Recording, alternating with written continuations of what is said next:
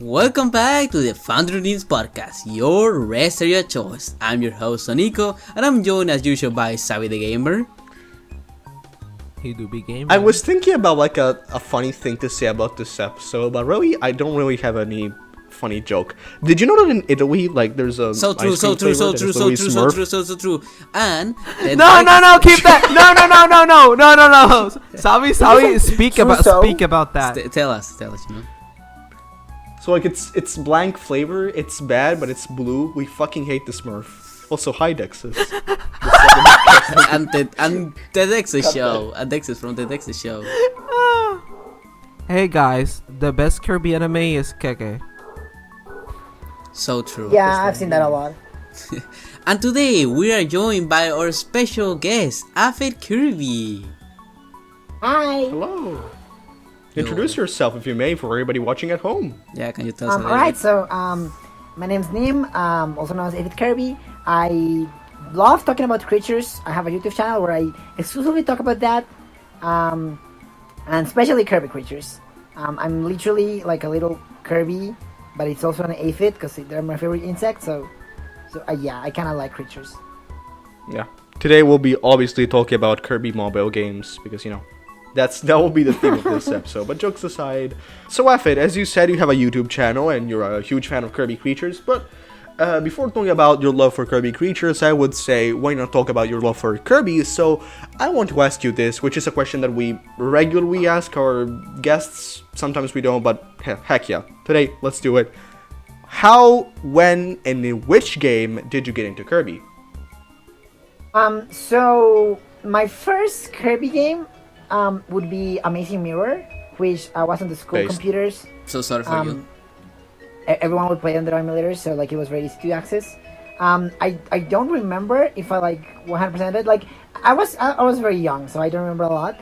But like that was about it for a while. And then like in 2016, 2016. I was just looking for emulators. Like I was playing a lot of Mario 64. I'm like, hey, there's probably more games for the Nintendo 64 because I only played Mario 64.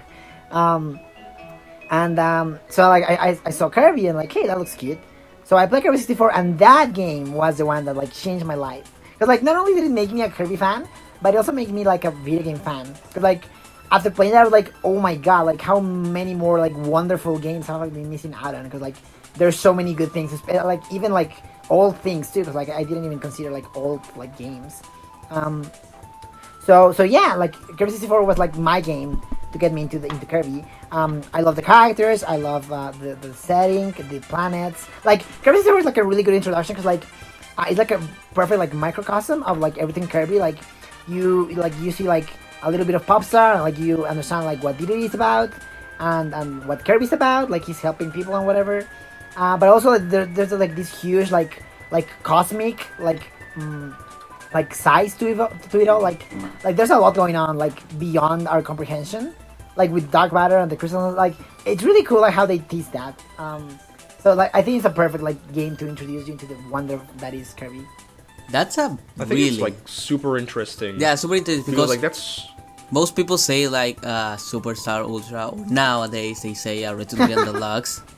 So like having Kirby 64 as your first 5-year-olds. Yeah, for like your first game, it's an interesting one. I wouldn't say I don't know the best, but it's interesting to think about.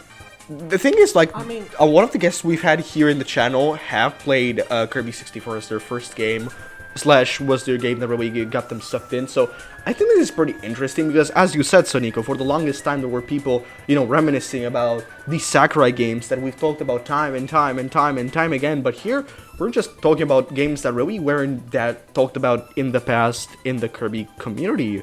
So both Kirby 64 and Kirby and the Amazing Mirror. That's because we grew up with those games instead of that generation. Like it's just a generational thing. Who's we? You play with? Well, I'm not sure. Play like Deluxe. I also grew up with Amazing Mirror was my first game. Oh yeah, but nice. Actually, well, let's open this up a bit. I think we hate on Kirby Amazing Mirror too much. Like, I think we have to say No, it. no, DExus, no, Dexus, okay, Dexus, okay, come okay. on, Actually, like- come on, Hey, calm hey, down. hey, There's a hey, guest. No. Hey, I literally was playing. I was. You know what? I thought that. You're bad at 2 days video ago. games. You're bad at 2 video no, games. shut Come up. on. 2 days ago, I was like, you know what? I'm gonna give Amazing Mirror. I grabbed my 3DS, my hacked 3DS, and I sat down on the couch to play Kirby and the Amazing Mirror. 1 hour passed by. I closed my 3DS, and You That- are bad I at think that's video games. skill issue. No. Based! At least Based! I beat the first boss. But then I just went back to a door because like, oh okay, I guess I'm gonna have to explore the map and find different places. I went through the wrong door and that was my breaking point. Okay, I was like, I'm not let's gonna play do the this. entire stage again. In 1 year, I'm going to fly to your place. I'm gonna bring my 3DS or whatever, and we're gonna play multiplayer. So I'm gonna teach you how to play video games, and you're gonna get good at it. But as I was saying, No, I think no, because we- that just destroys what Kirby should be about. Anyways, we're just going back into the Echo Chamber podcast. Dude, you know let's what? just We're quickly back- just we're get s- into another thing. We are so back in the Echo Chamber podcast. Nintendo, where is the Amazing Mirror port on NSO? It's literally been like a year. Like every time I complain about this because it's like insane to think about. Like there's still nothing, and instead we get like, oh, Pokemon card game. We do that. Oh, funny company. Okay, well, Imagine instead when this of being- episode comes out, the game is already on NSL. That would It's be- not. I trust in the process. They are. Okay, so they are not. instead good of at Amazing being Mirror. negative as we've been for the start of this episode, I want to get into a little segue. Dexus, please calm yourself. About Amazing Mirror to talk with Aphid, our wonderful guest for today, because I think, like myself, going back to Amazing Mirror, I think that Amazing Mirror for the longest time has been mistreated by the community because it's been classified as a different genre than what it really is. A lot of people say like, oh my god, there's this wonderful Kirby Metroidvania. It's not a Metroidvania. Look up the definition of Not a Metroidvania. Metroidvania. It's just a bad game. It's not a Metroidvania. It's... Aphid, could you please defend Kirby Amazing Mirror for bad gamer Dexus? Okay, so like Amazing Mirror is very misunderstood because like it's very different, and like people get frustrated because they don't like exploring. Well, I mean, it's not for everyone. Like it's a game that is definitely like not for everyone. Like Kirby in general like is for everyone. Like probably everyone will find something in it.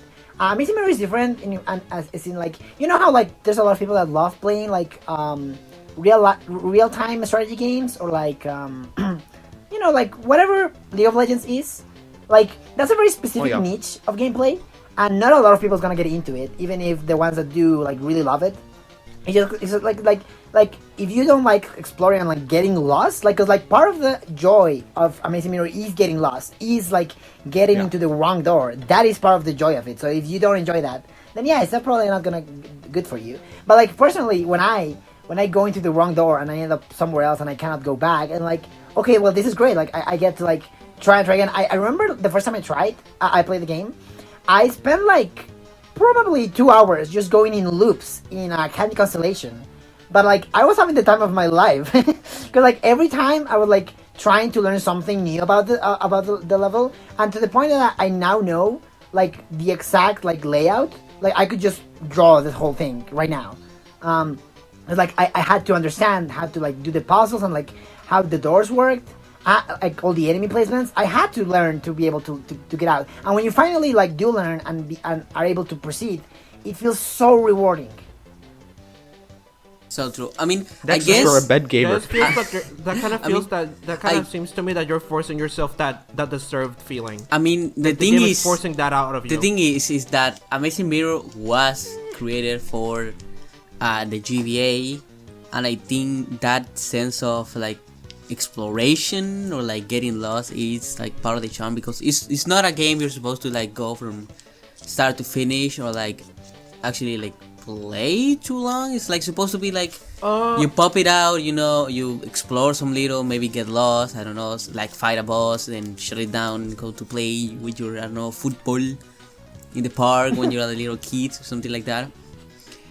But Yeah, I I think think that's like the kind of the beauty myself, because if I may interrupt you for a second, I did play Amazing Mirror in this way, kinda, sorta, not really, because I've told this story many times, so I'll make this brief. The 3DS had some GBA games for the OG owners, and Kirby and the Amazing Mirror was one of those games included in the 3DS. And that's, Sonico, as you said, how I play the game. Sometimes I would play it, I would explore, I would get back. Obviously, it wasn't my Kirby game of choice, just because I had Triple Deluxe and Amazing Mirror, no, what Amazing, and Return to Dreamland and Epic Yarn on other consoles. But, like, still, when I got to play Amazing Mirror, it felt magical. It felt like different. It felt like it was a different shade of Kirby that I had never seen, but it still was one of my first Kirby games, so it felt like I was getting into a new world and, exploring and learning something new about the series. But you know what we will learn about something today, fellas? Creatures. I think that's... Nice segue! 2 hours, thank you. I trained for that. Savi's so used to doing those. He's amazing at segues. This is a segue god.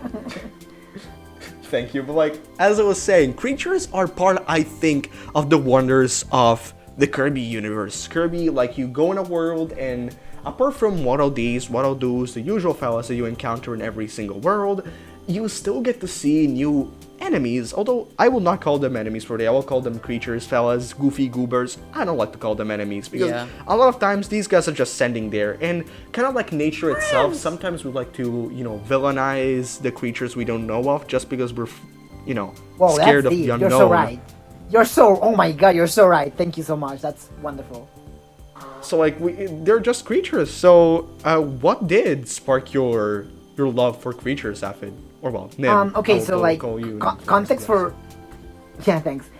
Context for real life me. I'm really into biology. So like, I really like real life creatures as well as fictional ones. Since like, I have memory, like 3 years old, I really like bugs. So I love insects. I know everything about them. I know all the families. I know how to identify them, and I just love seeing them just walk around and be goofy. So like from that standpoint, I've always been like into just watching other living beings exist and like live, and that's been fascinating for me, and like learning about them. And then afterwards, when I was like, I don't know, 10 or 9. I was playing a lot of the Mario and Luigi RPG series, and that game has wonderful. Oh yes. Yeah. Mario and Luigi. Yeah, Mario and Luigi is just so excellent with different creatures, even like spins on like all characters. Yeah, exactly. It's so creative, because like they take like mainline Mario like characters and then like twist them into very interesting ways. Like there's a Goomba that is a cell. Like, that is so wonderful. Oh yeah, I was thinking about the Goomba that has like a lollipop and is very fat. The Chumba, I think. Yeah. That's very cute. Chabumba. They're called Chabumba. Chabumba. So like, yeah. So I was playing those games, and like I was fascinated with those guys. So I started drawing them. I remember in break. So like that was like my first fascination with a video game creature, like with a video game bestiary. And then I just kept going. And then when I played Amazing Mirror, I remember I was all like all over the place with Droppy, the enemy that like kind of copy abilities as well. Oh yes, super interesting. Little yellow guy. I'm curious why we never saw them again. They're right. I'm so mad because they're so perfect as a foil for Kirby, and like when they steal your ability, they run super fast. Like they're such a good foil. I don't get it. Like. Whoever had that idea was a stroke of genius, because like, it really adds a lot of like diversity to like the ability. Same with Tag. Tag does something similar. The thing is, like, Tag doesn't really steal your ability. Like, it just steals your ability, whereas like Droppy copies the entire ability. So it's like the perfect parallel to Kirby. Like gameplay wise, like Tag does help. Like it is really cool. Though Tag gets more on the annoying side because of his like hitbox thingy.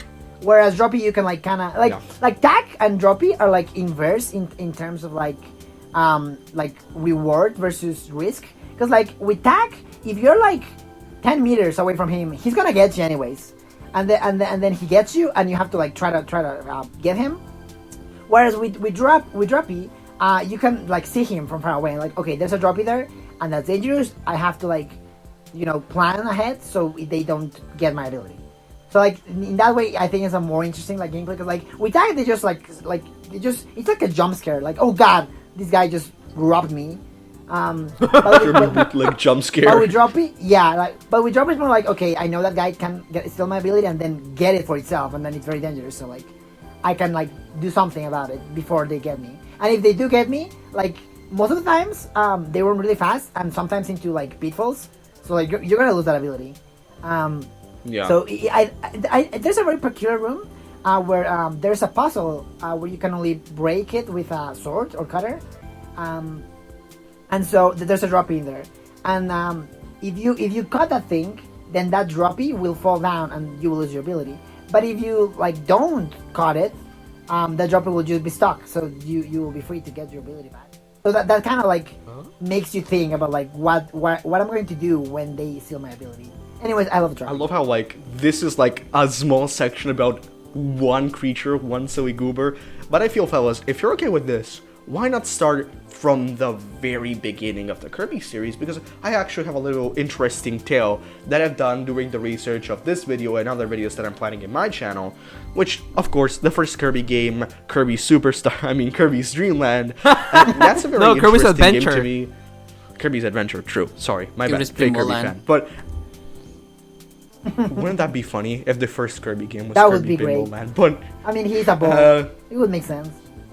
true, but we're getting off track here, so I wanted to tell something. I think that as much as I talk, negatively about old Kirby games, I feel that Kirby's Dream Land did an amazing job creating a world and creating an atmosphere for the Kirby universe in such a small, bite-sized experience. I'm just gonna open something here, which is like stupid Savi rambles. I'm so fucking sorry, I'm a huge nerd for these things, but the ones I'll be showing here on screen are what seems to be the first ever Kirby manga. For years it has been believed to be the one with humans colored in one of the preschooler magazines, but this is for a future video, and I believe these have been lost media for the longest time. But these are pretty interesting because the World of Kirby didn't have Meta Knight, the World of Kirby didn't have any big character in like any place. So I'll probably be asking anybody who will be editing this episode this picture with so many different characters. There's Kirby, and then there's... who the fuck are these people? Well, it's a funny thing. All of these people here are creatures from Kirby's Dream Land 1. On the left, you have the Waddle, on the other one is the mask that I always keep forgetting the name of. Hurley, maybe? Hurley, perhaps? Help me a second. Oh, Two-Face, right. Oh, is that supposed to be Two-Face? Why does it look like that? Yeah, that's supposed to be That is Two-Face. supposed to be, huh? Yeah, it's the funny thing is that they gave these, and also on the right, alongside Dedede, I think that's supposed to be Kabula. I Oh, could be it was mistaken. Joe. Yes. And it like, should be. Next to them is Cappy. You thought it I think was that's Joe. Cappy. Yeah, I mean, fair. That's very interesting because, like, oh wow, I wonder if there's no way. There's an enemy that's a shark in Amazing Mirror called Joe. Oh, I mean, Joe. in Green on Tree, that's called Joe. And it has like, a very similar face. But I doubt they got inspired from this. It's probably just a coincidence. Yeah. The most interesting thing to me is that Kabula doesn't really have a face in Kirby's Dream Land, but here it does. So, Oh as I wait! was saying, Oh my God, you're right. Oh yeah, you're right. The Yeah. face was added in Ultra, no? It was the first face appearance. Yeah, Huh. and like Maybe the they were face always is- meant to have a face. The face is actually really similar to this one, like the Ultra face. Yeah, and with the green. I felt this was I felt useful for once in life because I felt something interesting. But jokes aside, finding this was pretty much interesting because the comic strips that we'll be sharing later in the episode, I shared already some of these here in the chat, take a lot of advantage with the designs of these enemies and give them new personalities. Two-Face, for example, has literally a split personality. One of the front mask and one of the back Oh, mask, that's so which fun. is That's cute. so interesting to me because like they were able to squeeze like a lemon so freaking much out of this manga. I will also be sharing these in the description because I don't feel like this media should be gatekept. There's a lot of other media that I found which will be out when I will do an episode. Plug, subscribe to my channel pretty please. But I feel this is pretty interesting because this is probably one of the earliest piece of Kirby media. What do you think about all of you of the early Kirby's Dream Land creatures? I love okay, how you just before that- casually bring lost media. Yeah. Yeah, I love that. I do love that. This is like an amazing image. Just I casually. cannot get my brain over whatever the hell is on the top left. Yeah, left. Because, like, I'm not I like. think You know, that's they're playing enemy. supposed to be. I don't remember. It's either Whiskers, who's like a little cat, or no, I think yeah, it's the Whiskers, chicken. I love Whiskers. I think it's the chicken. What if? What Oh, the image are we looking at? what Dookie? The chicken- no, the main one, the one with the like the title. What was it Um, like? Cory, something like that. I do remember No, there's a the, chicken. the, the, Let me the big Google it chicken. up. The big chicken is Then a wait, Tweezy? Oh, maybe it's No, Tweezy or Tweezy? Tweezy. Tweezy is the little guys. Tookie is the big one. Okay. Yeah. Cookie's the But chicken. Yeah, but one of those So is probably it- that. Oh, like a beak. Oh, I get it now. Oh yeah, it might be Tweezy then. Okay, I was like looking at it like as if there were horns and it has only one eye. Oh. It was very freaky. And also like No, you it's know a bird. the line of them That's flying. cool. Like they fly, like they imply that they're flying in a very strange pattern, and that's what DC does. DC is a guy that flies weirdly. Yeah, speaking of like Oh. flying weirdly and stuff, this is something a fellow content creator, Mr. Sakurai, creates games said in his video, and why I have so much, why I admire Dreamland 1 so much. Like, no enemy has like AI or any type of floor detection. They were like handcrafted. Every single one was like, They're basically like They're- kind of like keyframed in the game. yeah, they're basically keyframed Nice. into Cool. the game. So Oh my god, I'm seeing that Bronto board like having like a very pained expression, being surprised or something. That's great. but yeah, like There's Also, a yeah, I flower sent with a face. that's why I'm so the impressed because two-face split personality one. oh yeah, but like that's why I'm so impressed because Dreamland 1 has so many enemies in, and including the enemies in the extra mode, which basically doubles the amount of enemies they are, and like knowing each one of them was like keyframed in a way, it's like crazy to think about. Which I mean, Yeah, I it's guess very it. lovingly crafted. I mean, I guess it has its advantages because no like two enemies of the same type move the same way. They all seem very Yeah. randomly. Like the one that I remember the most are the Persols that fly at you. I think Yeah. those Yeah. may have like some type of AI that try to follow Kirby, but they seem very random. Like every enemy feels like a character, you know, and that's why I love this manga because it actually showed them as enemies. I think And this is actually not the only manga that interestingly shows the characters, like the enemies, quote unquote, as characters, because this is actually common knowledge, I think. You know Dizzy, the little like circle with a little cone? on its head? Yes, exactly. Yes, That was yes, actually yes. like Kirby's sidekick slash like comic Yeah, relief he had a character little- in another manga, which is Yeah, with an ice So cream manga cone. It was an mania, I ice cream believe. cone, specifically an ice cream Yes. cone. He's perfect. I love him so much. This is It's like the funny. first Kirby OC. Literally, they made a Kirby OC before anyone had an idea to make a Kirby OC. that's Yeah. I mean, at this point, I think it happens a lot with these characters. I know Sonic did, especially the UK magazine, did the same thing, giving the little animals personalities. Mario did it with their mangas; they gave the enemy Yeah. little personalities. Because like at this point, you don't really have, at this point you don't really have that many characters. I think nowadays we're too attached to main characters, you know, like Magolor, like Susie, something like Yeah. Meta Knight, DDD. But like then, what you really had was like Waddle and like Poppy, and then fucking Bounder. Freaking Two Face. Oh, And Bounder, Two-Face. I love him. And Bounder. Rip Bounder. By the is way, he died. the autism Shout out creature to- from Adventure, actually, which is Yeah, gonna and be my he next died. segue. From Adventure. He died. By He the way. died. Yeah, he did die. Gib replaced him. Rip in peace. Who replaced Yeah. him? Effing chat. Gib. The little piggies with wings. They literally replaced Bounder for who knows why. All right. That was actually something I wanted to talk about because there's a lot of replacements between the original and the remakes. Adventure has a lot of them actually, like Rolling Turtle with Fan and the like. That was so weird. Yeah. I hate Fan.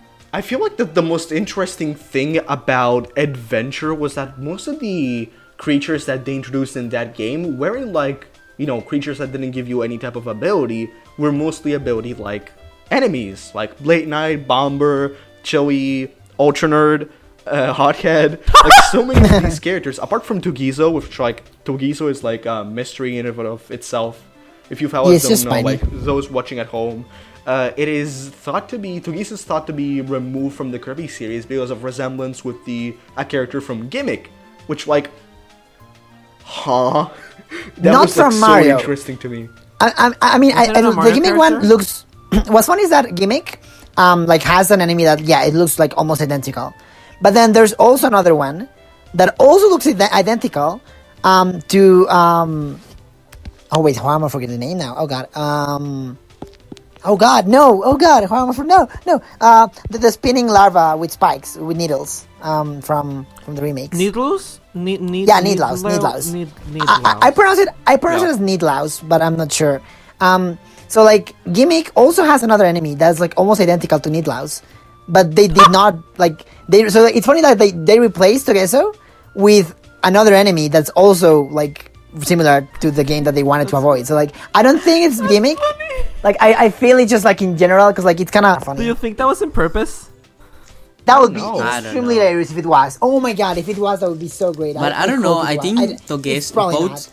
I think both Togezo and the enemy from Gimmick, the one with spikes, they look similar to spiny shells from Mario. And spiny from shells in Mario. Japanese, fun facts, are also called Togezo. Oh well. Yeah, So like, There it goes. There's those same. probably it's something about like Japanese folklore and stuff. Yeah. Like maybe these spiky creatures are like common. But it's funny that then Yeah, the they just walk around replacement, in real life. the replacement then went on to be like the main Yeah, hero Needlaus is enemy. wonderful. Yeah, stuff like that. Like, I would when love to have a pet appear- Needlaus. Yeah, when I saw him reappear in Forgotten Land, I was so hyped. Like he's beautiful. Oh my god, his animation is just wonderful. He's the best. Like we hope to get like I don't know like Grill and Queen Ripple. Let's go Togezo is Oh, back, bitches. Game of the I year. popped the hell off with Totenga. You know the Yes, tall me like too. Me cactus too. guy. Yeah. I I was so scrammed. happy to see Totenga. Also freaking Korori, the little penguin. Yes, with that the was little, my like, yes, knitting that hat. was my pop off. I actually did pop up because I literally screamed like, oh my god, that guy hasn't been seen since 1997. I freaked everyone out because like that was so huge. Speaking of 1997, I think like some of the biggest reason why these we popped up so much, all of us, for enemies that come from creatures from Dreamland 2 or Dreamland 3 and 64 is because those games had such a good variety with new characters that we don't really see that often. Hear me out, give me a second. If you think about the new games, yes, they introduce a lot of characters, but I realized that a lot of the older games introduce a lot more new creatures, like we said. Yeah. Mass 100%. Attack, the Dark Matter trilogy. But I feel this has always been like kind of a case on who handled the games, because again, Adventure introduced only a handful of new characters that were made, to introduce copy abilities as a better concept. Whereas Kirby 64 kind of did that, but also included some, like, whatever the fucks. Like, KK could be considered a cleaning ability character, Yeah. but You know what? KK also is in Kirby 64. Speaking of Yeah, Kirby yeah. 64, You can't even inhale it. speaking of Kirby 64, Kirby 64 is actually very notorious for all of his creatures not appearing in any Yes. other game except Okay. Plug.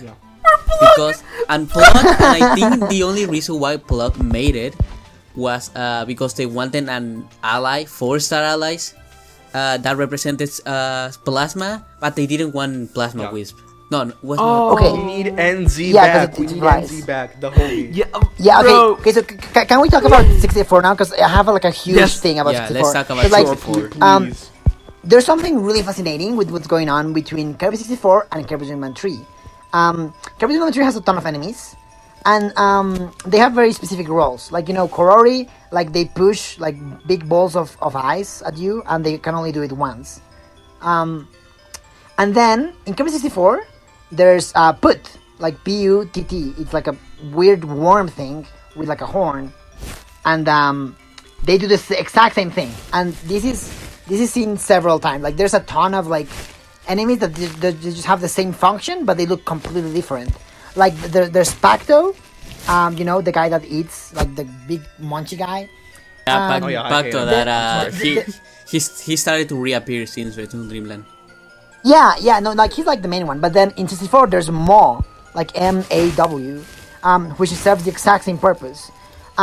and like I do not understand why they did this. Because like, at one moment I was like, okay, because there's so many of these. Like there's so many examples. Okay, of, I like, think I know. I convergent think I know evolution. why. Yeah. I think I know was why gonna- he did it. Because the 64, you know, Kirby 64 was one of the later 64 games, but it still had to compromise in some ways.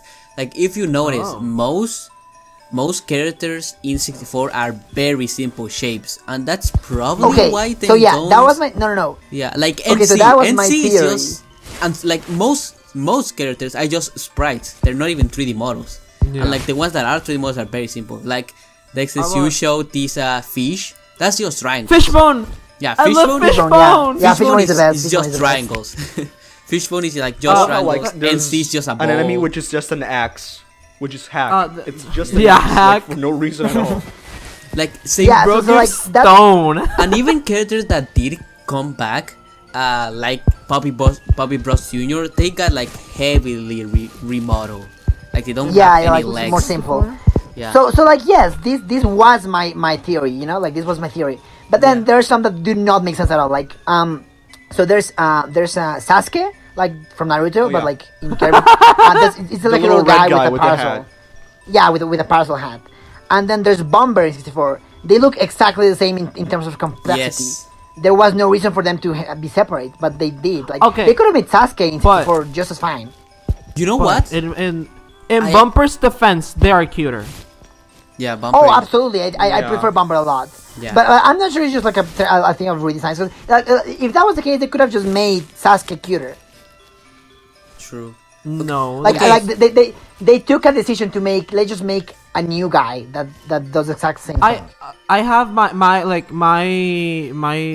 way of my way of explaining why they're new and different is because they take place in outside of Planet Popstar. Like the game Yeah, takes exactly. place in different stars, so they have different creatures. I was gonna go there because like that is like the most like that is like the most outlandish thing. I 'cause, mean- like it's very like world building focused. I mean, yes. I And, don't like- know, because Bomber is in Dreamland. He's on the I think Well, they're not third Dreamland. yeah, not he gonna- is. And they're not Sasuke is gonna, also in like, Dreamland. make the same enemies there.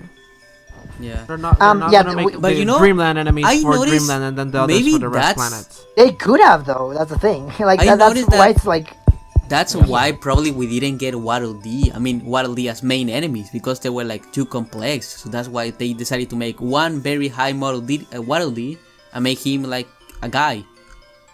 I think it's guy. I feel like it's more backwards. Like they wanted to have a playable Waddle Dee, but then if they have playable Waddle Dee, they couldn't have them as enemies. Because we know from the files that Waddle Dee was planned as a playable enemy since the very beginning of the game. Yeah. And then we have Return to Dreamland, which has a playable Waddle Dee. Waddle D and Yeah. Waddle D. Which I is so mean- confusing. Like, Aphid, we already talked about this subject in Yeah. our last episode with James and Lizelle. For those who haven't watched the episode or don't remember, we've talked about, like, the fact that we will not really dive into this again too much because, like, we already talked about this in great lengths. But Waddle Dees as enemies don't really make sense anymore after Return Yeah. to Dreamland. Like, why are they still enemies? What the fuck, Hal? Yeah, I mean like They're not it's gonna speci- replace. It's especially They're not funny. gonna replace Waddle Dee and Return to Dreamland Deluxe just because of Forgotten Land. Of course, Yeah, but I like mean, that's- as you can that's- see, That's the Of only course one it that wouldn't, makes but sense. like no, you know what's funny that they still like try to do that with Magoland. Like in Magoland, Magoland, they are like yeah. the NPCs. that's what I'm saying. like- Yeah, like it really shows that they want Waddle Dees to be NPCs. They don't want them as enemies That, anymore. it's definitely like a Kumasaki agenda. Like I know for a fact, but I love it. I love that Kumazaki agenda. We stand Waddle Dees being being NPCs. I wonder ideally, okay, this might be very like fangirly, but like I would love it if like in the next like games they just make they have NC return and then the NC is the main Yes. body and like it I makes more was sense about like to they're bring that dark matter question. related. That'll So like be that so would be good. way too perfect, but like that's asking for too much, I think. I was about to ask like, oh, what should Waddle Dees be replaced with next, and you just brought it up. And see, hell Because yeah. like NCs are cute, but they are related to dark matter. Like we see them pop out from the dark matter. That just begs the question, like, if NCs do return, fans are gonna go like, oh my god, Dark Exactly. Matter's back! Oh my god! Dark Matter has returned! I count on it. I count on it.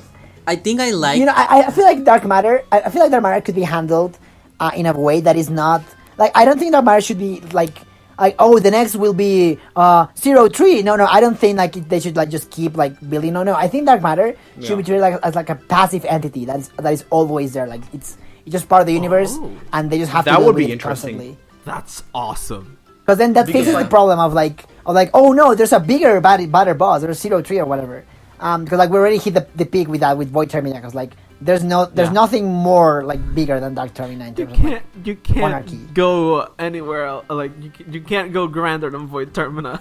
Exactly. Because if you think about it, the games with Dark Matter as the main baddie, as the main villain, in and of themselves, mainly Kirby 64, it kind of felt like the quest wasn't pushed because Dark Matter was always there, but then there was always like a second goal. Mainly Kirby 64 was to get Ribbon back home and also defeat Dark Matter. Like that's not even something that you need to do. If you think about it, you can complete all the free games by seemingly defeating Dark Matter. Yeah, although you don't Miracle really Matter. defeat them. Yeah. Yeah. That's the thing. Because like apart from Squid Squad, like all of the Dark Matter like appearances are like very like grandiose. Like it's like a huge thing that happens. And like we definitely like we can't stop doing that. Like cause like there's no more room to do it anymore. So like just having like I don't know, freaking I don't know, Glacia appears again and got possessed again or whatever. So that's the main goal. Yippee, but then we also love possessing characters. but then also Dark Matter is just there. Like it's just you might be like, oh, you know what would be fun? Like in Mass Attack in Mass Attack there's like these little like mini boss segments where the Skull Gang comes in and they try to kidnap Kirby's. You could have that happen with like random Dark Matters. Like they just randomly pop in and you have to defeat them. they're just Fuck you, haters. I'm taking you in. Yeah, they're just haters. But speaking of Because- haters, if I can say Oh? something to DExus, I don't know that this will annoy DExus a ton, Oh, no. but I just quickly want to open a little smaller discussion on There we go, amazing mirror creatures. There we go. Because Wait, okay, no, trust me. Amazing mirror creatures are cool. Amazing mirror. Because- Yeah, they're creatures are wonderful. cool. I Flagship feel did a like wonderful job at creature design. I feel like they were a lot more, and not in a bad way, but a lot more gimmicky in Amazing Mirror. Droppy, as we said, is basically like a parallel to Kirby. The one with lips. Dude, Jack. Do you know Oh, Jack? that motherfucker. Oh yeah, He yeah, gets the guy in the cannon. Inside cannons. Yeah, he's so Yeah. weird. Mira also. Like, Mira was always like kind of Oh, annoying, but Mira. also Oh, interesting I of get being like Mira. a fake mirror. It's But not also fake. I I feel like- remember Mira. No, it's I not remember fake. Mira. Mira is The fake one that mirror. like It's like later in the surrounds game a where you mirror. never No, arrive. it doesn't. It's not fake. It's not fake. It's real. Yeah, You need to. it's just an you actual need to creature. defeat It's Mira. an actual creature. Yeah, Mira. You have to. It's an actual defeat creature from that a, like wraps. Sorry, No. you go. Oh yeah, I was going to say that Mira is an enemy that like surrounds a mirror, and you have to like defeat it quietly or like from far away. Because Slowly, That's yeah, just the slowly. words. if he notices you, It's a point of the like- game where you never arrived at this point of the game, so it's fine. goes It's normal down. you don't know them. But yeah, so like what's fun is that Mira seems to be like kind of a relative to Droppy. Like their body shape is similar when they're not in a mirror, because like the mirror is not Yes. part of Mira. They're just like an actual mirror. Mira just like wraps around it, and like like they kind of like eat it. But then when you do like hit them and free the mirror, they're like trying to eat or whatever they're trying. Who knows why they're wrapping around mirrors? Who knows? But then you can see that they're little Frank is yellow blob. interesting. Yeah, I was yeah, gonna bring he's up so Prank. nice. That's the only amazing mirror Frank is character so I know. funny because like And- he's the guy. some like little motherfucker. He goes around and he's like, "Is that like a fucking evil?" Yes, arm? what the Got hell is that rope. second image from? What is the second image? That's got the rope. That's got the rope. I know it for a fact. Oh, okay. I was know, like, okay. what the hell? So I don't really know jack about Amazing Mirror because I just refuse to follow a guide and Did play good. for myself.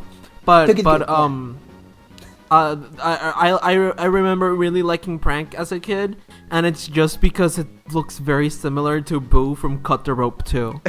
That's really funny. That's I great. love that. Bro, I I do I respect remember. love how that like so much. Prank doesn't like directly attack the I- player, which kind of yeah. reminds me of. I don't even know that. I didn't even know that. What? Oh yeah, like it drops banana peels. It's funny. No, it Oh, drops I banana gotta- peels. I It can gotta know also that. it can also cook and send flying like frying pans, and it can also paint, like you use a paintbrush to like. Yeah, I actually remember They being should. They should. sad. They should bring him back. I remember being sad that you don't get the paint ability when inhaling prank. Yeah, me too. Me Ha. too. But yeah, he's just a funny guy. He just wants to have fun. They should bring He's him a back funny and guy. like pair him up with Marks. I think they would Yeah. get along. Yeah. Yeah. There's also Leap, which freaks me out. Leap is like a flying leaps. Leaps you in the air. lip. Yeah, that's the reaction I expected. They're freaking. I hate her. The lips. Sorry. Ew. Yeah, Like- I hate them, but like I respect like they need to exist. Like like their role has to be fit in. Like some freaky shit that will definitely like scar some little kids. They need to be part of the ecosystem. It to did be scar happy. me. I was like, damn, Kirby does not like kissing. That was like, that Yeah. way I discovered Kirby was arrow age. I mean, it's kind of like without consent. That's like kissing without consent. That's messed up. Yeah, It's actually, like fucked with- up, I'm like, not gonna you lie. know, it's funny that no one mentioned probably the most not interesting, Pedo? most like Pedo? well-known Amazing Mirror character that is well known for not being in Amazing Mirror. It's well known for being in Kirby Creatures, which is the Golem, one of the most unique Oh, right. Kirby enemies. Oh yeah. I don't know if people know this, yeah. but depending on what Golem is doing, it gives you a different ability. So normally he Oh. gives you Yeah. like stone, but if you inhale him like mid attack, you get like you get fighter. What? Yeah, it's crazy. Yeah. It's actually in the speedrun. They have to be very careful because sometimes they need stone, but sometimes you can get a fighter if he's attacking you. Yeah.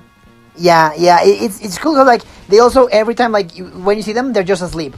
Like they're just part of the background. Yeah, It's only and when I you s- like Yeah, which get is close so to them that they freaking- Yeah, activate. and I I say do like it's that. interesting because as we know, Golem was supposed to be the ally for Stone, and he didn't make Yeah. it. But his 3D model made it to Brawl. So I think that's something like very interesting about Golem is also how there's like a parallel with Nim. You gotta help me for this because I do not remember their name, but there's an enemy in Dreamland 3 and maybe Superstar Ultra which like hides in the background, which Hides is in super the interesting background. because like they have like kind of like invisibility like cape. Thingy, and they hit in Power-ups. the background and then they show Oh, up. I know. Yeah. It's the Oh, well, one that okay, looks okay. like Megalor. That's the Yeah. Oh, really? wait, I okay, was no, thinking you guys- about you- the okay. ninja enemy. Perran. Ninja No, Spark. that's Perran. That's Perran. Okay, so Perran like hides between the walls, right? Let me look it up. Perrin. Hold on. Are you talking I about? think so. Oh yeah, this one, Perrin, yes. Can you send it Oh. through the context drop? But there's also the one that Sonico was talking about. Biospark has No, yeah. has like one on attack when he's like a ninja. I don't know, thingy. Oh, I mean, Tak does that. Yeah! Tak Oh can. yeah, that guy. Yeah. This little guy, this little motherfucker, I love him. Like, Perran hides in the walls. Like, if you look at, like, they're not invisible. They just hide between the wallpaper of, like, the level. Which is, like... I mean, I guess that makes sense. Like, if there's a wall, they can, like, hide beneath the wall. But, like, how do they get in there? They're kind of so easy, just gonna jump there. It's a question that should not be answered. Yeah, there's also, What's like... the they're- wallpaper. They're in just 2 stages in Dreamland 3. Wow. Yeah, like, Dreamland is like that. I mean, like, look at this guy. This is Paula. Yes, they should. I was He gonna appears bring in only Paul one up. stage, and like he also has like some weird abilities because they can like burrow inside walls. So like Oh. you see them and they're like jumping, they're like hopping, and then you see them like just get into the wall, like they just phase through the wall. So then if you follow them and like hit up when you're like in the place where they get in, you discover there's a secret room, and it's their secret stash where they keep stuff. Oh my God! Kirby follows the rabbit into the rabbit hole. Yeah, exactly. Dreamland Tree is magical, and again, this only happens once. It's an unique enemy. It only happens once. Okay, I have no idea how we didn't mention this, but Batamon. Batamon is probably the most well-known Dreamland 3 enemy. He's messed up. Yes. He is Batamon. crazy. He is insane. Oh, I remember hearing creepypastas that like Batamon was like this And then I weird turned in Kirby. Dreamland Free at 3 a.m. Yes. They should make Batamon the Waddle replacement. Oh God, no, they shouldn't. That would be 'cause, like, kind of weird. Like, I'm gonna Yeah, no, fuck up everyone who looks like me. Haha. I mean, That's part of how the it reason looks why like they're so for- incredible is that they're just so bizarre in their placement. Okay, so here's the thing. they're Most out of of the reach. time, they're always out of reach. So like, yeah, you cannot get them. Like they're physically impossible to get. And then there's And you know one what's the spot, little especially. artwork. The artwork like hides their face. It's like, oh, you're not supposed to see them. Like, it's kind of weird. Oh yeah. So like, Yeah, okay, like, so it yeah, has no the artwork is explanation. weird. Yeah, I don't know why they did that. I guess like the artwork is like to not spoil you. I don't know. It's strange. I remember, sorry to interrupt you, but I remember there was like one place when, again, you cannot reach Batamon, but he literally kills himself. Yeah, okay, no, okay. So I was gonna do about it. So like, okay, so like he doesn't kill himself. It's just like there's a rock rolling behind him. So like he's walking, and like he's walking off screen, and then the rock is also going the same direction. And so in theory, the rock is going faster than Batamon. So in theory, the rock would crush Batamon eventually. But you know what's creepy? You don't get to see that. So like you barely see Batamon go off screen, and then the rock get off screen. You don't see what happens to the rock and the Batamon. So like for all we know, the Batamon could have just eaten the rock. Like we don't know like what happened. some creepypasta shit for real. Exactly. Because that's what they wanted us to feel. Because they wanted to like, oh wait, what will happen? Like that kind of uncertainty that they wanted to like portray in this enemy. It's insane. And okay. So that was one, but the one that stuck with me when I first played Dreamland 3, there's a like an auto scroller that goes up, and you're trying to get up these like weird ladders, and then at the end you have to shoot the right door, and if you don't, then you will get crushed to death because like the auto scroller keeps going up. Because So like if you Yeah, so like gotta love that. So like if you pick the right door, then you can leave and it's fine. But if you pick the wrong door, you will see the camera pan up. And as it pans up, you will see that there's a Batamon, like in a little alcove, just seemingly watching you. Like they just wanted, like there's just a tiny room, just for Batamon, and they're just there, and they watch you die. Because you know you messed up when you see the Batamon, because like there's no way going back, and it just keeps going up until the ceiling crushes you, and the last thing you see is just the Batamon just staring at you with that funny face. Yes, You so know, like creepy something- Kirby enemies. something similar I am happens not in like the exaggerating with what happened. in the metro level. In the metro level, there's an auto scroller. It's the same thing. It, like at the end, it's like if you wait long enough, there's a Batamon. There's multiple Batamons actually. Oh yeah, no, that's the one stage that where you can actually interact with them. So like you can like there's a secret like door in between some clouds. Oh yeah. So you get across, and then you see like a room chock full of Batamons, and in that place you can actually nail them. See, okay, nothing happens. I wanna bring up this like idea / question I just got about Batamon. Are they supposed to be like some kind of dark matter? Yeah, that's what people theorize. Cause like I mean, Kirby is like born from void or whatever, so like they could be related or something. I don't think it's that far ahead. Cause like for me, what really gets me that character is that we don't know shit. Like we don't know anything. And I think it's creepier if we don't know where it comes from or what it's made of or why it's here. Like nothing. Like for all we know, they might be completely separate to the Kirby universe lore. And they're just like a new thing that we don't know and we don't understand and we'll never will. That would be so cool, and I just I think that theory would like they should bring Batamon back just for one area and just like very hidden. They have to, but like they have to because, do it right. You know what? They are Speaking of- knowledge. Yeah. And there's no dark matter like stuff, so like that theory of it being dark matter, like some kind of dark matter, just gets thrown out of the window entirely. Okay, but it's I like kind of knowledge So they're Batamon. not dark matter. yeah. Go Savi. Oh, thank you. They kind of acknowledge the existence of Batamon in, funnily enough, like Star Allies, which like kind of doesn't count because it's just a painting. But what is Yeah, more interesting to me is that there's basically like the Where's Waldo books. Yes. Oh yeah, the Find Kirby. I Find have Kirby. a Kirby Where's Kirby book with a Batamon. They're which, there. What the fuck Yeah, is he doing yeah. here? I actually uploaded that image to the wiki.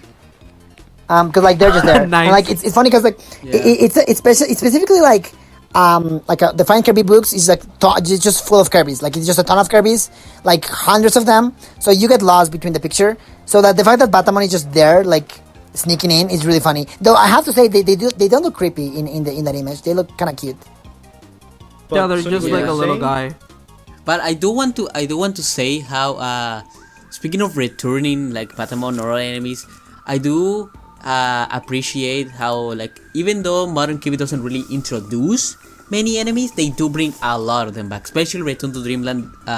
Return to Dreamland did bring back a ton of them, like Galvo.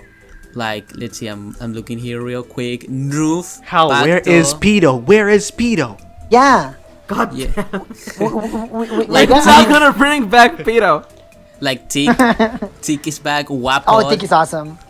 Yeah. And like some of I the- love. And then we like got Nido Mapu. Mapu came from back 64. in Triple Deluxe. Nido came back in Triple Deluxe. I know Korori came back in Forgotten Land. Yes. Like Gavon came back also I think in Return to Dreamland.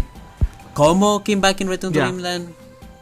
The Wait. boulder. Como is just like a regular character, isn't it? No, Aren't they? Yeah, it They're- is now. they're- I mean, I They're mean, he's amazing now. I mean, that's what I'm They're saying. now. Like, as from Return to Dreamland onward, like some of these enemies that were lost Yeah. for like years are now like really common. I mean, Yeah, you know, it's Chip, awesome. you know, Chip, the little like fox thingy that's just like a giant tail. That guy was from Amazing Mirror, and they became a mainstay, which is like unheard of. Cheap. Yeah. That's interesting. I feel like that one of the most interesting going from my one place to another enemies out there to me is how are they called again? Brisket? No. Pussycat. Brisket. No, Pussycat, Bookie set. yeah. Bookie set. Biscuit. Bookie said. Brisket. We'll call them brisket. Brisket. Guilty Gear. Okay, so Bookie brisket has like Guilty Gear. They have like different Bookie enemies, is like cool. weapons. You were yeah, saying? because like they're interesting. Like they're like Kirby, in which like they have access to all abilities, but like not in the way you're thinking. Like they just have weapons imbued with that Yeah, so- ability. yeah. So they had like swords with elements before Squid Squad basically.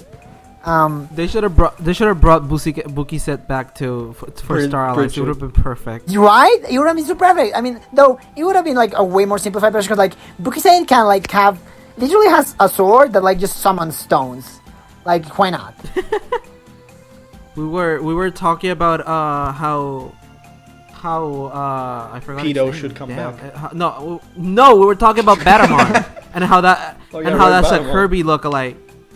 But there's also a GUI lookalike in Dreamland 3, and that's Nidu, which is female like the GUI. door, the fake door. No, Oh, Nidu. Oh, I never Yeah, I never I did- thought about Her name is Nidu. Blob. I mean, I did mention Nido that they Nido? came back. Nido, they came back in Triple Deluxe. Triple Deluxe. Sora? Yeah, so hype. Sora, they came back in Triple Deluxe. kinda. No, Yeah. they definitely did. Like they I probably mean, did, but like they that's have a them, redesign. but they don't have their true form, and that's Yeah, so they only upsetting have the 'cause they're they just only have GUI. the fake. That door is sad. form. Yeah, that is sad. Oh no, they also have they become floor. They are floor now. Yeah, they become floor. They become brat. Fuck you, become floor. Yeah. Laugh. Remember Also, I don't want Popon to and win how Laugh. remember Popon how they were cooked over the sun in Kirby right Oh back and yeah, stuff? I think about that a lot. Like I don't like the anime a lot, but like I heard that Popon is in it and it's very funny and I watched it and it was beautiful. He goes to the sun. What they have to do now, like they have to add a Dreamfriend kind of character to Kirby to like the next game and make them like Louis, and it has like cooking for every single Kirby creature. God. Oh Oh, no. I have like an interesting idea. Imagine Would eating a be- galbo. No. An interesting idea would be like, I think, having a puppeteer character, then instead of just chucking them around like, Voldemort, it would like maybe like do some other interesting stuff, like maybe What do you mean, using them as puppeteer? attacks, like a full-on puppeteer character. That'd be cute. You're basically saying like Ghost Kirby but an enemy. More What- so like Pokemon trainer to like every Yeah, they single throw attack, someone's enemies a at you. different enemy. More like Oh, Speedwagon and what All Star Battle that- are. that's No. kind of like Holo Depends API, no? Or Adeline. Basically, yeah, but like to Yeah, a like bigger Adeline. extent. Yeah, like Adeline. Okay. But fellas, we talked a lot about like old enemies and kind of recent ones, but Nim and everybody else here, how are we feeling about the two newest enemies, Armoroid and Sandran, which are like little mecha guy and little dino motherfucker? I love the dino motherfucker. Yeah, Sandran is beautiful. I adore Sandran. They're like a perfect shape. Though I would say that the names. Well, Sandran is good, but like Mecharoid, is it? Like, come on, you could have done a better name. What would Yeah. you name Armoroid? What would have you named Armoroid? I don't Germa. know. Like, sure, why not? Germa? I Yes, I'm just already Germa. very I also like heard descriptive. Germa. Like it's a droid with Wait. armor, I guess. I am so confused. Did you say Germa? Yes, Germa, that would be my name of Yeah. the enemy. Why not? Like Sonico. Oh wait, I will do that in post. Put a little name tag on Armoroid and put like, "Hello, my name is Germa." Yeah. We are Don't forget to recording be this on a yourself. Wednesday. Sparkle on. Happy Yeah, Wednesday. Don't forget to be sparkle yourself. But so something that I might be jumped for, but I have like a kind of shit take. May I please express it? Yes. Yeah. So like, I kind of feel that when talking about new enemies, Planet Robot is kind of sort of weak-ish. Because like, in a comparison, it kind of feels like New Super Mario, but there's like gold enemies and skeleton enemies. They're like mechanized enemies here, which is kind of cool. Like, Capsule J3 makes sense because it's like, oh my god, it's like the old capsules. That's so fucking cool. But like, the rest of the enemies, I don't know, they feel kind of not that original. The thing you is that know like what? you can There's- have both things. Like you can have because like the robotized enemies are very important to like show what's happening to Dreamland. Like, oh god, they're actually turning all our beloved creatures into robots. But you can have them. You can have that and also new creatures. Because like we have NESP. I love that guy. That's a fan favorite. Everyone loves NESP. Yeah. Bro, And like it shows they have Benog. ability. Yeah, we do have Benog. On the other hand, Benog is so funny. Yeah. Benog is so silly. You know what? They're just like he's just a froggy guy. You know what? Actually, Also Wester. yeah.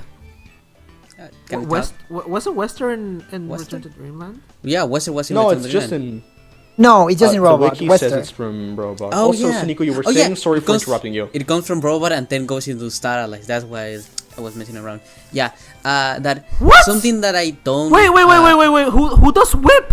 Who does whip in Return to Dreamland?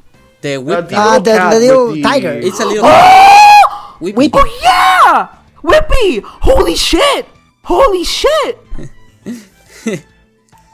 What? Yeah, it's a different guy. Oh my god! I somehow merged both of them into my what? Don't worry, we all do that with some satellite enemies. No, and like Whippy was in Triple Deluxe too, so like of course I'm not gonna forget about Whippy. I thought Whippy was introduced in Triple. Holy shit! Anyways, Something that I don't really like about the 3DS games and satellites is that they didn't really use the like enemy group that much, like the Jambastions and the Halmans I don't know, guys, and the Sigtonia like army. I think I don't Sectra like how D, they Sectra D. The antlers. Yeah, there. That I don't like how they use them. They just push them to the end of the game and like, oh my god, just a Waddle de-risking. But I think they should have like theming. no, Oh, but I yeah. think they should be like the main enemy of the game, you know, instead of Waddle Yeah. de. I get that. Yeah. But at the same time, Triple Deluxe is like in my books it's safe because like it does introduce a lot of new enemies, and does when they introduce a- finally do introduce Sectras, it's like, oh wow, okay, there's like a different, like it feels like a different vibe. Like I think it's kind of important because like when you get to the final world, like when you get to Royal Road, it's like, whoa, this is like kind of like end game. Like, you know, like you feel the hype because like there's just these weird things. Like It's clearly in a different world. Whereas if they were always Yeah. the Sectra guys were always there, then you wouldn't feel that contrast between the worlds. I mean, yeah, I think it's more fair. from a problem with me not liking the structure of the Triple Lux story of hiding like Sectonia until the end. I think Sectonia Yeah. should Oh be yeah, more present. yeah. That's a good complaint. Yeah. I think it should have been So, like but- just a but new like- enemy in general, like people of the sky kind of like not people of the sky, but like a sky world. I forgot its name. Sky creature, sky Sky island wor- creature. Yeah, like just someone or like a type of Waddle Dee from above the clouds, and then we have like those like the versions of them that are corrupted by Sectonia, which are the Sector Dees. Yes. I like Yeah. the idea of like We have- having we- like regional enemies, but like, like for example, one of my favorites from Kirby's Triple Deluxe is how's he called? I was about to say Describe Granddad. them. Granddad Flintstones, but Grandy. Describe it. Oh, Yes, like I the was gonna fluffy bring them Waddle up. Dee. That I would love have been them because, perfect. Like a smaller They feel version. like a bear. Like they feel like They're like fluffy. an animal from the forest, which like Yeah, is yeah, so yeah. perfect for the entire theming of Triple Deluxe. Like nature, I am the monkey. You know, it's feel good. Yeah, I mean, and that's interesting because like Waddle Dee like taxonomy has been like hinted at, and it's very interesting because like before Grandy, which is clearly like hairy and fluffy and like almost gorilla like, we had the kiddies, yeah, the key Waddle Dees, which have tails and they look like monkeys. So like, what's going on? Are Waddle Dees secretly monkeys? Can we talk about? Okay, we have to Monkey talk about Luffy. this. I love this so much. I love. Monkey D. Luffy.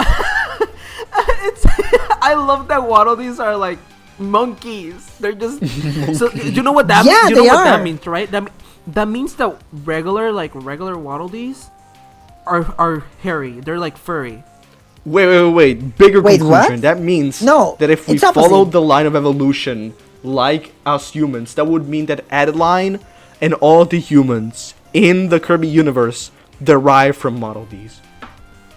Or Wait, no, the other what? way around. Wait, what? Not the other way around. Yeah, they will be cousins. Like Waddle Dees and humans share a common ancestor, which I don't actually think is the case, by the way. But like, that would be funny. I love throwing in like dumb Dumb headcanon. 5-second theories. Yeah. Like Francisca, you used to be a what is- monkey. The Waddle Dees Yeah. are descendants of the ancients. Boom. The Model Ds are the ancients. They just don't know.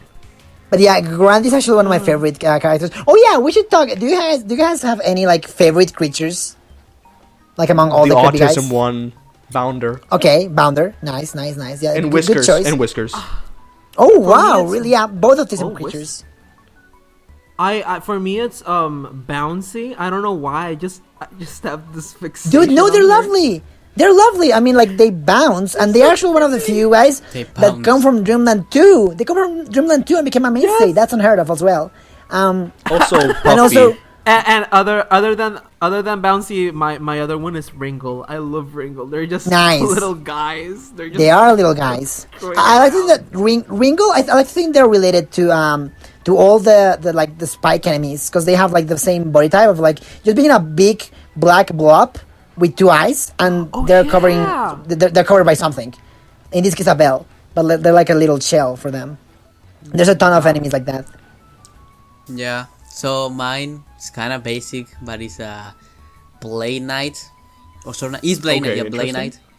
interesting. Blade I really Knight? like Oh! Okay. Yeah, I mean The we mother one, haven't I assume. Haven't really talked about The mother one. the allies from Starlight and Superstar. It's a very very different like dynamic or like because they had to be playable characters. They are more like Kirbynoid. They're more Kirbynoid. I was going to Humanoid. say humanoid. They're more Kirby shape. So like Yeah. for example, DExus was Yeah, DExus yeah. was losing his mind and Puffboloid. like Weepy and the wrestler. What's it called? The Yeah. what? The wrestler? No, not Cena? wrestler. What the was wrestler. the new whip enemy? Oh, Wester. Wester. Oh, Wester. Yeah, Whippy and Wester. Oh, Wester. Because Yeah, yeah. Whippy, of course, cannot move. It's just a little cat in the ground. Yeah, but Yeah, he's just but a Wester blob. is actually like No limbs. More, has feet and can move and acts. I mean, the biggest example of that is what they did to Como. they took Como and they just flipped them over. They literally flipped them over and gave them legs. Because they used to be just a spider with like very stuck limb, but now they have like floaty legs. I mean, same That's thing really happens cool. with water. Like, of course, they couldn't use water galvos as an enemy, so they made another one. They made this stupid little, I don't know, that's what even is that? Dribbly. The jelly. Dribbly is like I like Dribbly. Like I used to not like them a lot because like they have a really big head. Somebody said that they look like Littlest Pet Shops. Oh my god, you toys, unlocked a which core absolutely- memory. We like Littlest Pet Shop. I used to watch the shit out of that show when I was younger. Yeah, I definitely warmed up to them because like, I just like the fact that they're like meant to be like some sort of plesiosaur. Hothead! Like kind of creature. Yeah, Hothead is actually the biggest example. Hothead and Bonnie and Leo. Because Bonnie and Leo was made for Superstar because of the like Kirby shape form. But Hothead is like Oh, the de yeah, facto you're right. fire enemy. So my favorite guys, okay, it's kind of tough because like a lot of them they're very obscure. Okay, so like from Epic Yarn, there's Sulkworm, which is like a giant like worm, like a caterpillar that like spits thread at you, because you know they're made of yarn, so that makes a lot of sense. They're like you only see them in like 2 levels, and there's only like 3 of them in total. Yeah, they're like beautiful. the So only fucking like chunky. mini boss of Epic Yarn because they take multiple hits. Yeah, They're just you're a right. friend, Yeah, you're kind not of. Yeah. insult. And then there's Pacto. I really like Pacto because they're just really strange. They're weird as hell, and they Pactos make are funny fun. noises. And I like how they've been like gotten new variants. Like we got the Cloud Pacto, Yeah. Pack Cloud. Yeah, the yellow Return to Dreamland. that chomps. Yeah. And then in Return to Dreamland, they have they are clouds, and they have little horns like Pack a Cloud sheep. is cute. And then in Triple Deluxe, there's Packflower, which is like a rose. They're like a rose, and they eat you. Would you think that the pack flower is like Sorry? I wouldn't say a reference, more so like a return of the removed.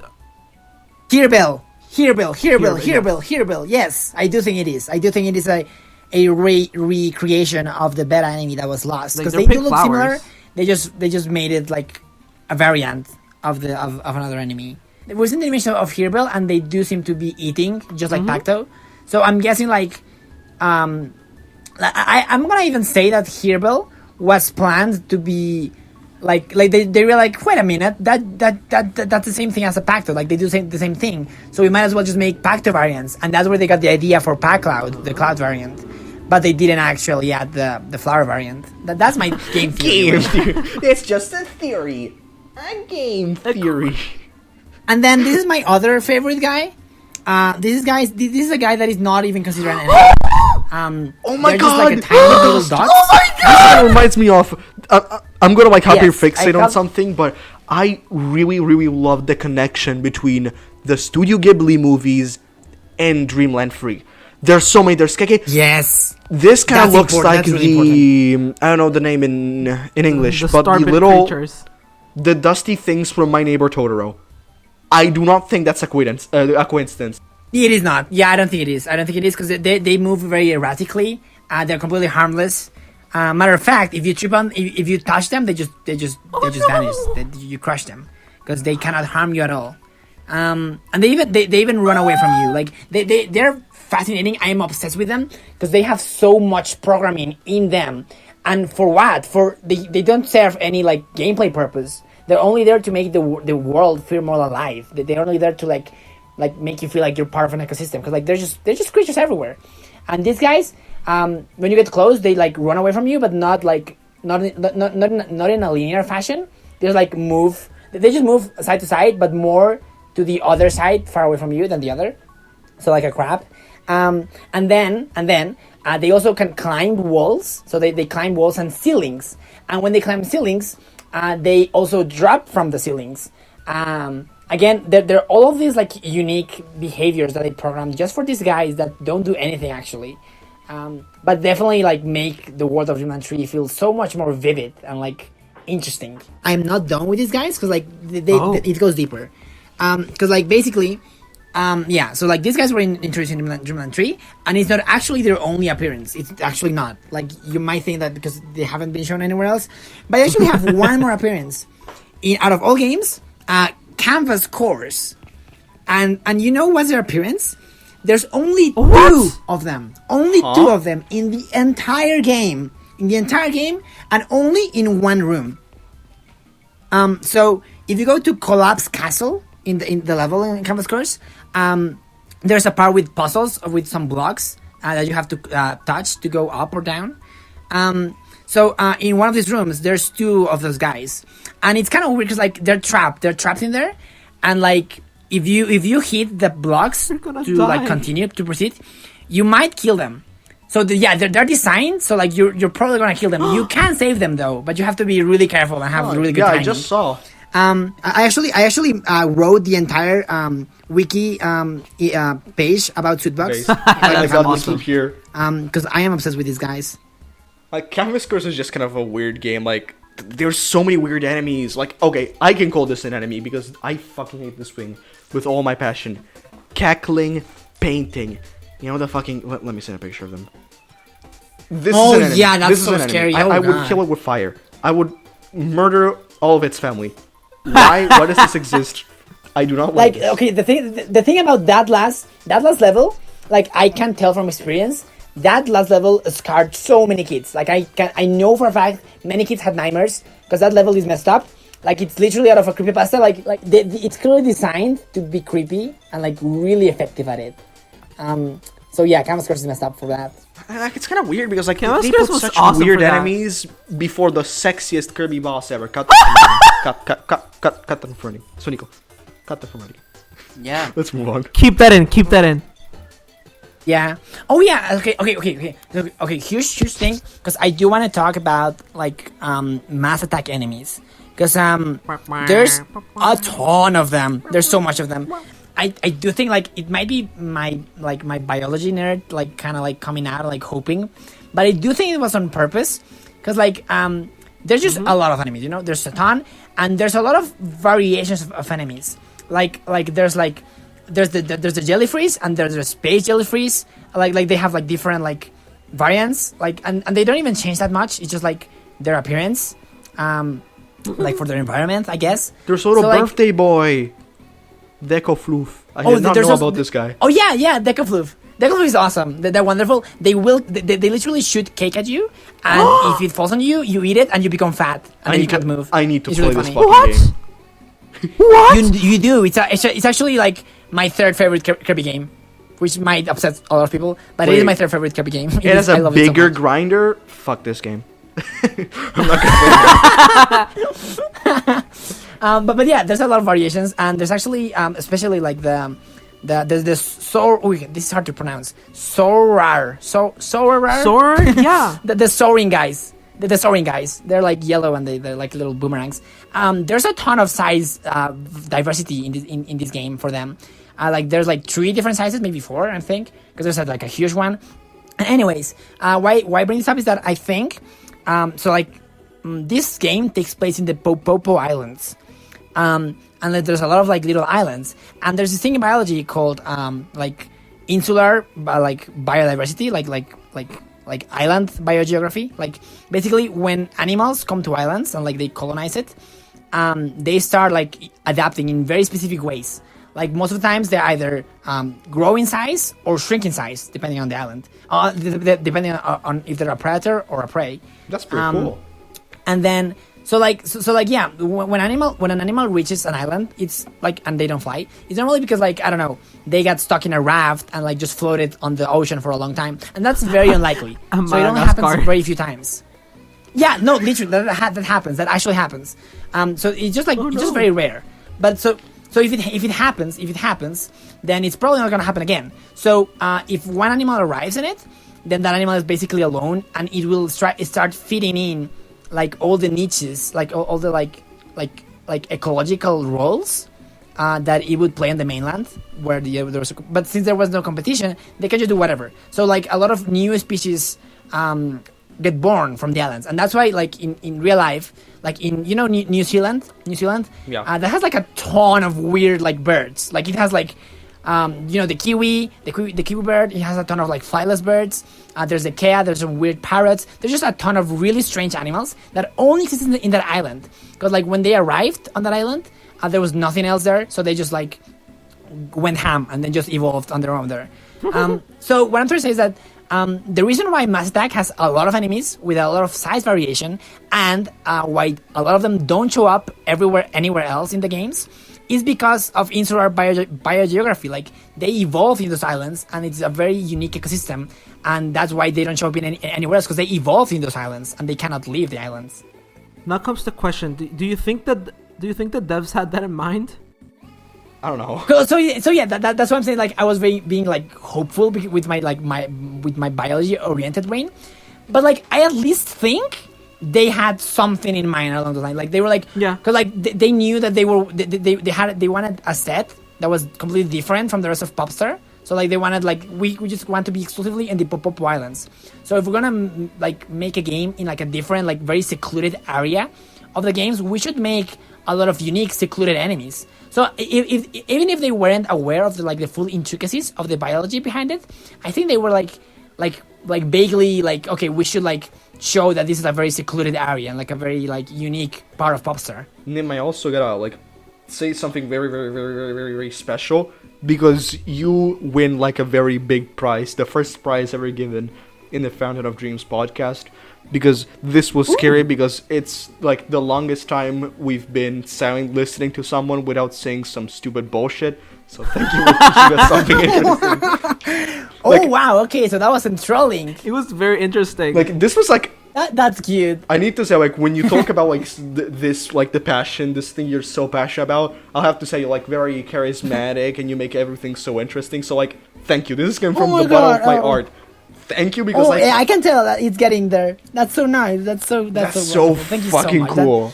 Like, it's stuff that I didn't think I would feels so learn nice. in our stupid little podcast. That's the thing. I was gonna make a dumb comment, but at the same time, it's very. Go ahead. No, I'm gonna say it. Okay. I'm gonna say it. Okay. So because of this insular, I forgot it's insular. That Biogeography. Yes, because of insular biogeography, you could say that that's why the Angry Birds and Angry Birds don't have limbs.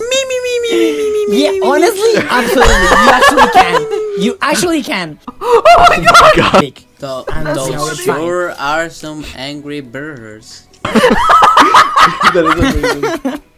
I love how like Okay, so like just to wrap things up, because like it's just like a very cute tiny detail, and it's a very recent one too.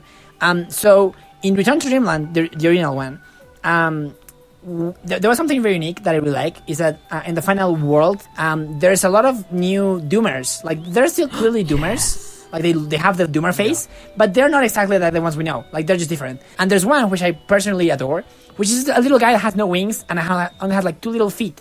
And they get stuck to the ceiling and the floor, and they just like spit out little balls at you. They're in in Magolor Epilogue, yes. Yeah, so yeah, that's what I'm going. That's what I'm going for. Cause like, back then that was their only appearance, and we did not have proper names for them. When Return to Dreamland Deluxe was announced, I was like, oh, I wonder if we're gonna like get like, I don't know, official names. But you know, that was probably like too much to ask. Cause like, we haven't seen enemy names appear in game since like Quick Squad. You know, when you hit the enemies and you can see their health bar, you will see the names there. They should bring that back. Yeah, or at least the credits, how they did in Dreamland, where they named every character. Or maybe they could also bring back like a bestiary, like in Kirby 64. Not with cards, but like if you hit an enemy, you unlock them in the what's called bestiary. Although that kind of feels kind of weird. But like, I would even say just make them the next collectible, like the cards Actually, from 64 or something like that. Wait! We do have that! Something that I didn't mention about when we're talking about Mass Attack. The Japanese version of Mass Attack has like an enemy roll call, and it's not in any other version. And I think that's so cool. Yeah, I'm so mad about that. We should have an enemy roll call in another game. You know what? They should do that. Anyways, in the Deluxe remake of Return to Dreamland, they return and they play a pretty big role in the Magolor Epilogue. In the soundtrack of all places. After you beat Magolor Epilogue, you unlock a bunch of songs. And one of them, just like out of nowhere, is the song that plays when you fight the final mini-boss at the end of each level. and Yeah. it just called DARPA, DIPA, and DUPA, and that's versus DARPA, DIPA, and DUPA. So they're like, okay, are those what I think they are? Because they are. They finally gave us localized names for the Doomers, and they revealed them in the title of a soundtrack. Of course they did. We now have localized names. That They're kind of like DARPA, reminds me DIPA, of the DUPA, and DIPA. the dark matter names. You know, like the free dark matters at the start of Kirby 64. Oh, yeah. I'm pretty Yeah. sure they have Dark names. River Aruma. They Yeah, have yeah, names. Dark River Aruma or something like that. Rimuru, Yeah. Rimuru, Rimura, and Rimuro.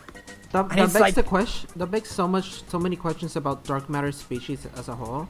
Like, oh, so they have Yeah, right. like different personalities and whatnot. It kind of hints at like a monarchy, because like those three dark matters. Well, first of all, you see them in the intro. Like there are three of them. They're flying, and they do have like these irises, like in their eyes. They have a very specific pattern, which other dark matters do not have at all. So like I feel like they would be like lower ranking after like dark matter swordsman or something, but higher ranking than like the regular little dark matters. If that makes any sense. Yeah, that makes sense. They I probably guess. like, again, like just fan casting here, but like they probably have like a dark matter. I mean, dark matter swordsman-esque form as well. They can probably turn into that, but they just didn't. I think like the one to possess, Adeline, the Waddle D, and Deity is the same dark matter, but I'm pretty sure it's like the three of them. Like that's what I like to think. That's the thing, because like you only see them in like separate cutscenes, so like you would think like, yeah, maybe it's the same one, but no. Like what the name reveals, try to like hints, is that they were different ones. I'm pretty sure it was like actually like explicitly said that I think it was Rimuru, the one that possessed DDD. Oh. Interesting. And well, I think that's, we have talked a lot about creatures. So as probably most of you already noticed, what the question episode will be, what's your favorite creature? Your favorite enemy, your favorite, I don't know, character or anything like that. And just in case, also your least favorite. What's the one you don't really like? So I think Yeah. I think we already wrapped this up. Thank you so much, AphidKirby, for being here. Can you give us a little more description of where we can find you in the internet? Sure. So like, I guess I can send you the links later. So there's my YouTube channel where I post Kirby stuff. I don't do super regularly, so don't expect like regular videos, but I do like post eventually. And when I do post, they're really long videos, so you will have enough content to get by for a while. Because I go in depth with all the enemies. I also have like an art blog where I make creatures myself. I design my own creatures. So if you're also into creatures, you might like that. And how did you find the Fandom Drinkers podcast? Do you like it? Do you like being here? Did I I guess not. I guess not. I guess not yet. Never mind. We failed. We failed. No. Oh my god, they left the call. We failed as a They did not podcast. like it. They did not like the podcast. We failed as a society as hosts. We're sorry, and we hope you know. I'm kidding. Welcome back, Evan. You know Welcome what? back. I'm Nemo. glad I was the kid that killed bees in school, huh? Huh? Wait, was that me? What? Huh? So Aphid, how was your stay on the Founder of this podcast? Did you have fun?